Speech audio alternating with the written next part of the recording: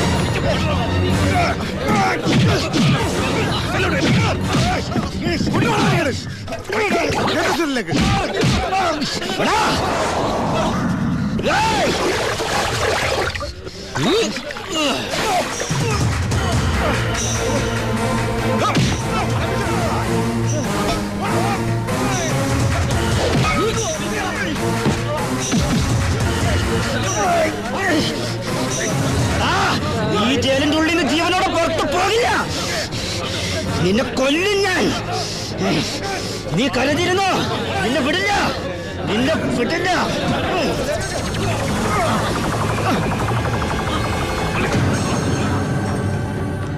Paramasivam, sorry sir. എന്റെ മുമ്പിൽ വെച്ചാണ് അഭ്യാസം. പരോളിന് അപേക്ഷ കൊടുത്തിട്ടില്ല. എന്താണ് അവനോട്ട് ഇടപാട്? ഓൾ കേരള ക്രിമിനൽസ് അസോസിയേഷനിൽ അവനും മെമ്പറല്ലേ സാറേ. ഇടപാട് കാണാതിരിക്കൂ. മേത്തൊക്കെ സാമ്പാർ പോയി. ചോറും കൂടി വിളമ്പട്ടെ സാറേ? 2 പപ്പടം കൂടി തടാ, പൊടിച്ചു കളഞ്ഞാൻ. ആരാ ചോറ് വെച്ചത്? പപ്പടം ഇല്ലെന്ന് അറിയില്ലേ? മതിയെങ്കിൽ മാറ്. അവൻ എന്തിനാടാ നിന്നെ ചവിട്ടിയത്? അവനെന്നെ ചവിട്ടാൻ തോന്നിണ്ടാവും. അപ്പൊ അവൻ എന്നെ ചവിട്ടാൻ തോന്നിയില്ലല്ലോ. അതിന് നീയല്ലല്ലോ അവന്റെ ഏട്ടനെ കൊന്നത്. നീ ഒരാളെ കൊന്നു എനിക്ക് വിശ്വസിക്കാനാവുന്നില്ല. കേട്ടുമടുത്തിട്ടുള്ള സാധാരണ പ്രശ്നം തന്നെ എന്റേതും. പക്ഷേ ഒരു നോർമൽ ആൾക്കുണ്ടാകാവുന്ന ഏറ്റവും വലിയ പ്രശ്നം സാമ്പത്തിക ബാധ്യത. കടം കൊണ്ട് നിൽക്കക്കള്ളിയില്ലാതെ ആത്മഹത്യയുടെ പക്കത്തെത്തി എൻ്റെ കുടുംബത്തെ എങ്ങനെയെങ്കിലും രക്ഷിക്കണമെന്ന ഉദ്ദേശത്തോടെ ഞാൻ നാടുവിടാൻ തീരുമാനിച്ചു. ഒരു രാത്രി എങ്ങോട്ട് പോകണമെന്നറിയാതെ നാഷണൽ ഹൈവേയിൽ ഞാനങ്ങനെ നിന്നു. ഈ സമയം ദൂരെ നിന്ന് ദേവദൂതനെ പോലെ ഒരു ടാങ്കർ ലോറി വരുന്നത് ഞാൻ കണ്ടു. ദൈവം തോന്നിപ്പിച്ചാണോന്നറിയില്ല, ആ ഡ്രൈവർ വണ്ടി നിർത്തി. ഞാനും കൂടി പോന്നോട്ടെ? എങ്ങോട്ട്? അങ്ങനെ ഇന്ന സ്ഥലമൊന്നുമില്ല, എവിടം വരെ പോണു അവിടം വരെ. ഓ, അവിടെ കേറ്. സോറി.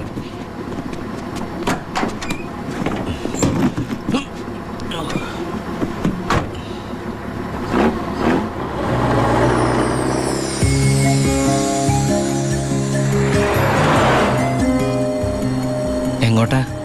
പോലീസ് പിടിച്ചില്ലെങ്കിൽ എത്തേണ്ടടുത്തെത്തും. പോലീസോ? അതെന്താ എന്റെ വണ്ടിയില്? സ്പിരിറ്റ്. സ്പിരിറ്റോ?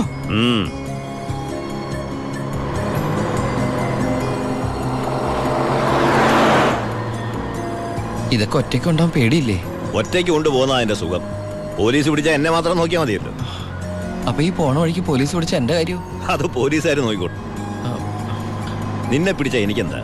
നിനക്ക് എന്നെ കുറിച്ച് ഒന്നും അറിയില്ല, എന്റെ പേര് പോലും. എന്താ ബായുടെ പേര്? അത് വേണ്ട.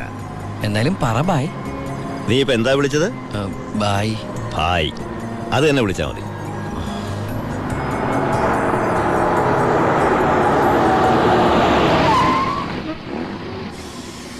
എന്താ നിർത്തിയത്? എന്നെ ഇറക്കി വിടാനാണോ? ഏയ്, പുണ്യാളന് നേർച്ചയിട്ട പാതി അങ്ങേര് നോക്കിക്കോളൂ. പോവോ?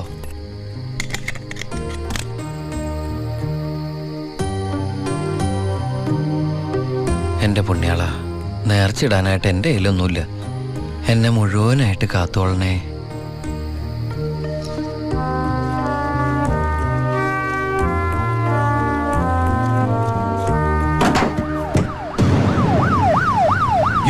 പോലീസ് അയ്യോ,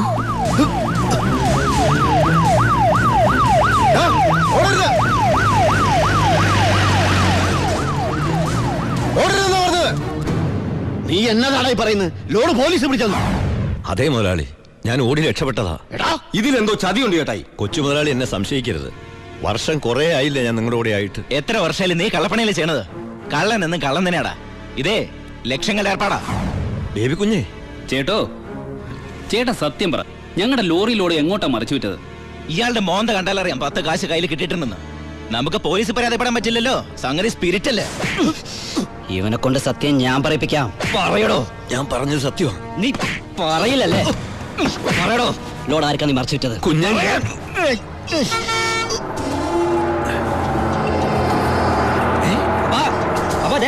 ലോറി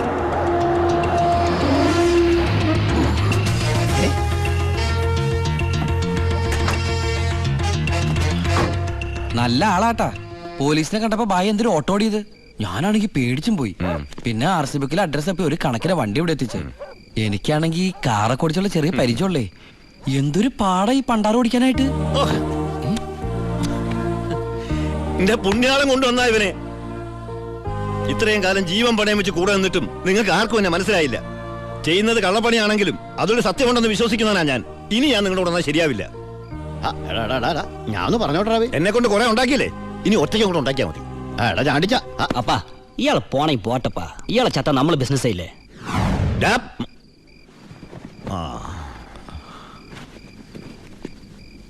അയ്യോ,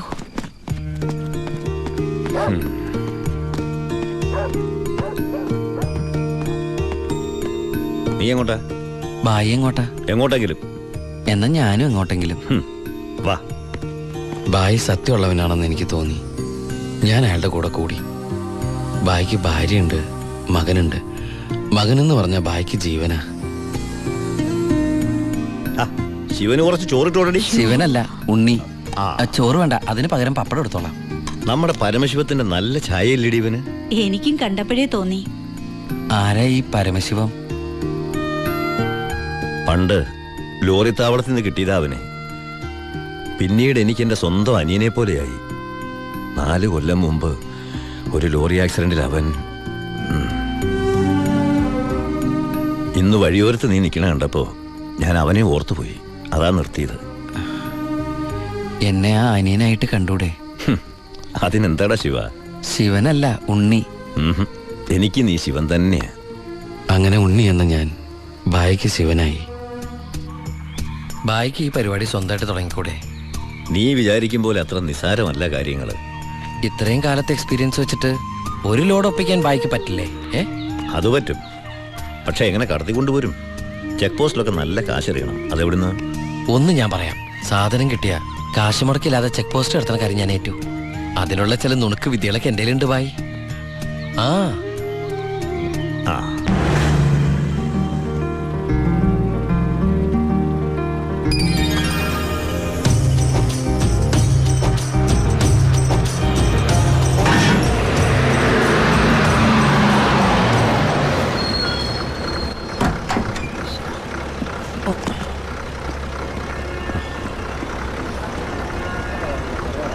സാറേ, വണ്ടി എന്താണ് വണ്ടിയില്? ഐസാണ് സാറേ. കുറുപ്പേ, കയറി പരിശോധിക്ക്. സാർ,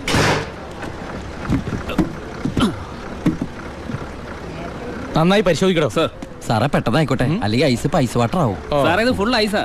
ആ അടച്ചേക്ക്. ഓ, ചാടിക്കോ ചാടിക്കോ, അല്ലെങ്കിൽ ഐസാവും.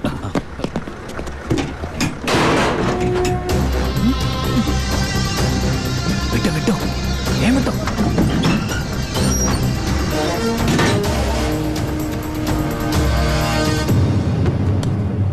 പെട്ടെന്നാവട്ടെ. ശിവ. ആ ഓ, എന്റെ പുണ്യാളച്ചോ, നീ ഇങ്ങ് എത്തുന്നത് വരെ ഞാൻ മുള്ളേ നിൽക്കുകയായിരുന്നു. സ്പിരിറ്റ് എന്തിയടാ? ദാ ഇതൊക്കെയാ. ഈ ഐസ് കിട്ടേ? ഞാൻ കാണിച്ചു തരാം.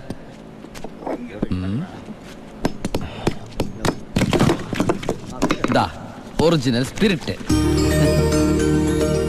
ആ ഓ, എന്റെ അമ്മച്ചി ഒടുക്കത്തെ ബുദ്ധി തന്നെ.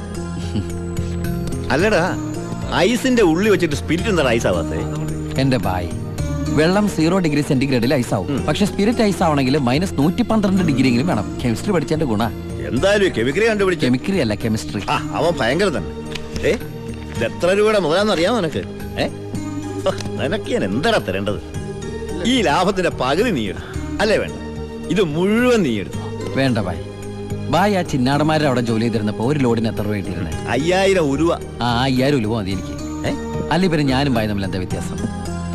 ആണ് നീ പല അടവുകൾ ഉപയോഗിച്ച് വാളയാർ ചെക്ക് പോസ്റ്റ് വഴി പലതവണ ഞാൻ സ്പിരിറ്റ് കടത്തി. ഒരു നാൾ പിടിക്കപ്പെട്ടു. ചെക്ക് പോസ്റ്റുകളിൽ ഞാൻ പണം വാരിയെറിഞ്ഞു. ഉദ്യോഗസ്ഥന്മാരിൽ ഭൂരിഭാഗവും എൻ്റെ സ്വാധീന വലയത്തിലായി. പിന്നെല്ലാം അവരുടെ അനുഭവത്തോടെയായി. ബായിക്ക് വീടായി, കാറായി, ലോറികളായി. ബായിയുടെ വലങ്കയായി ഞാൻ അവിടെ പരമശിവം എന്ന പേരിൽ അറിയപ്പെട്ടു. വാളയാർ പരമശിവം.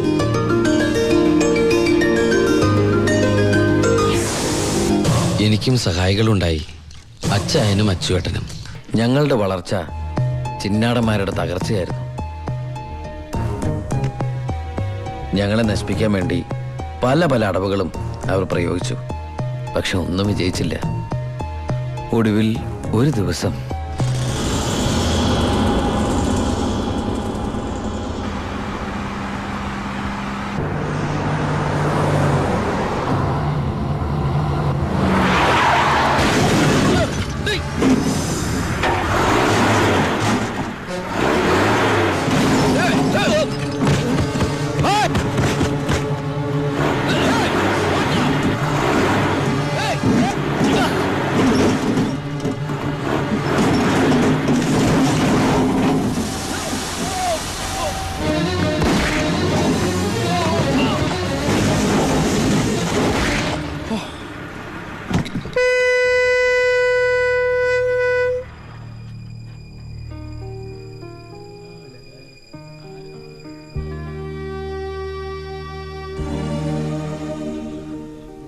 പോലീസ് കേസെടുത്തു. കാറ്, തോക്ക് തുടങ്ങിയ തെളിവുകളൊക്കെ ബായിക്കെതിരായിരുന്നു. ബായിക്ക് വേണ്ടി ഞാൻ കുറ്റേറ്റെടുത്തു. എന്തിന്? ബായിക്ക് ഭാര്യയുണ്ട്, മകനുണ്ട്. ഞാൻ ബാച്ചിലറല്ലേ. ഒന്ന് ജയിലിൽ കയറി ഇറങ്ങിയാലും എനിക്കെന്ത് സംഭവിക്കാൻ? പാവം ബായ് എനിക്ക് വേണ്ടി ഒരുപാട് കാശ് ചെലവാക്കി കേസ് നടത്തി. അതുകൊണ്ട് എൻ്റെ ശിക്ഷ 4 കൊല്ലമായിട്ട് കുറയ്ക്കാൻ ബായിക്ക് സഹായിച്ചു. ഈ ബായിയാണ് ഞാൻ ദുബായിൽ നിന്ന് കാശ് അയക്കുന്ന പോലെ മാസാമാസം കാശ് എൻ്റെ വീട്ടിലെത്തിക്കുന്നത്. എൻ്റെ കുടുംബം അവിടെ ഹാപ്പി. അതുകൊണ്ട് ഞാനിവിടെ ഹാപ്പി. ആ, പരമശിവത്തിന്റെ പരോൾ സാങ്ഷൻ ആയിട്ടുണ്ട്. ഓ, ആള് കുഴപ്പക്കാരനൊന്നുമല്ലല്ലോ. അല്ല സാർ. തനിക്ക് എന്താണോ അയാളുടെ കാര്യത്തിൽ ഇത്ര ഇൻട്രസ്റ്റ്? അവനൊരു പാവമാണ് സാർ.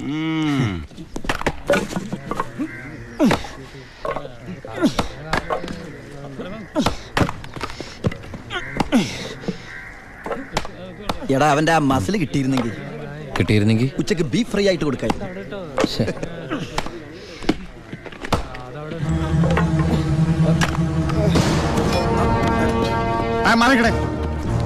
എന്ത് പറ്റി?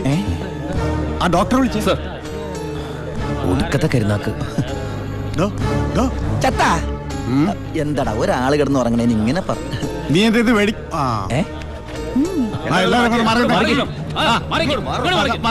പുറകോട്ട് പറയും.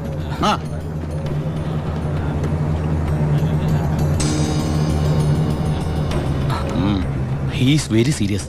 മെഡിക്കൽ കോളേജിലേക്ക് മാറ്റേണ്ടി വരും. Yes, proceed. ഓക്കെ. മാറ്റാനൊക്കെ വരട്ടെ സാറേ. പരമശിവം ചുമ്മാ ഇരി സാറേ. ദേ, ഈ നിൽക്കുന്ന കൃഷ്ണേട്ടൻ കഴിഞ്ഞ ആഴ്ച ക്ഷീണം കൊണ്ട് തളർന്നു വീണപ്പോ ഒരു കപ്പ് വെള്ളം എടുത്ത് മോന്തക്കൊഴിച്ച് എണിപ്പിച്ചുവിടാൻ പറഞ്ഞാളാ ഈ സൂപ്രണ്ട് സാറ്. പിന്നെ ഇവനോട് മാത്രം എന്താ എത്ര സിമ്പതി? നിങ്ങൾ ആരെങ്കിലും കാശ് വെച്ചിട്ടുണ്ടോ? വെറുതെ ഇരി സാറേ. ഇവന്റെ നാവിക്കിട്ട് ഒരു ഒറ്റ തൊഴിലെടുത്തന്റെ അപ്പ എഴുന്നോക്കോ.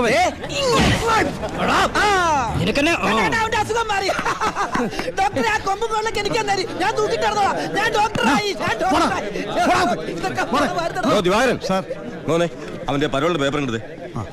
ഇവന് 14 ദിവസം വേണ്ട, 5 ദിവസം മതി. പാടോ. എടാ ചിന്നാടാ, നീ ഇവിടുന്ന് മുങ്ങിയാ പിന്നെ എന്നെ ആരാ അതിനകത്ത് വെച്ച് കൊല്ലുക? നീ എന്നെ കൊല്ലുന്നത് കാണാൻ കാത്തിരിക്കുകയല്ലേ ഞാൻ. ഇവൻ എന്നെ മൂടൗട്ടാക്കി അടങ്ങുള്ളൂ. നീ പോയി ജോലി എടുക്ക. എടാ നീ ഓർത്തോ, ഓർത്തല്ല ഞാൻ ഡെന്റിസ്റ്റ് പല്ല് ഞാൻ എടുക്കും. നീ സൂക്ഷിച്ചോട്ടോ. ഞാൻ ഇവിടുന്ന് പുറത്തിറങ്ങിയിട്ട് വേണ്ടേ?